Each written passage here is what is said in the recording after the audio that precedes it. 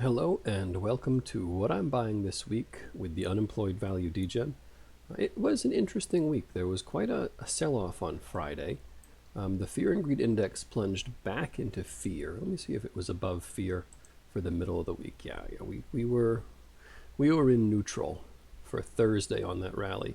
We plunged back into fear, back into fear on that Friday sell-off. And you can see that Friday sell-off here. It wasn't too much, but what's interesting is junk bonds are have falling yields. So the risk of recession with rate cuts, as analysts look at these junk bonds, the threat that they're going to go bankrupt and not be able to pay is falling. So if there's no recession on the horizon, where should the stock market trade?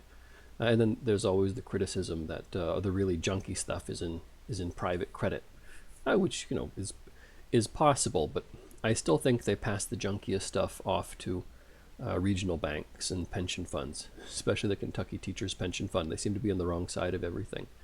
I think they probably need a new manager. Safe haven demand is not up, but before I go through all this, the 10-year has been rising pretty quickly, pretty steeply. If I zoom out on this, remember we were in a falling channel. This is really not the best program for this, but we were in this declining environment, and then we've moved into more of a flat environment. Now, back to this. This flat environment, we're right at the top end of that channel, enough to make people nervous. Whenever interest rates rise, people get nervous. And, Trump has narrowed his Fed chair pick down to two names, and both obviously are going to cut pretty aggressively. But that doesn't mean the 10-year Treasury will come down all that much. But because the Federal Reserve is going to control the short end. If they control the long end, it's Operation Twist or quantitative easing. They're controlling the short end. But at the same time, ever since Janet Yellen, the government debt has been mostly overnight. So if the Federal Reserve cuts rates, that does lower the interest rate burden. And if you take $300 billion off of interest expense, the deficit looks a whole lot better. And if the deficit looks a whole lot better, then the long end could come down.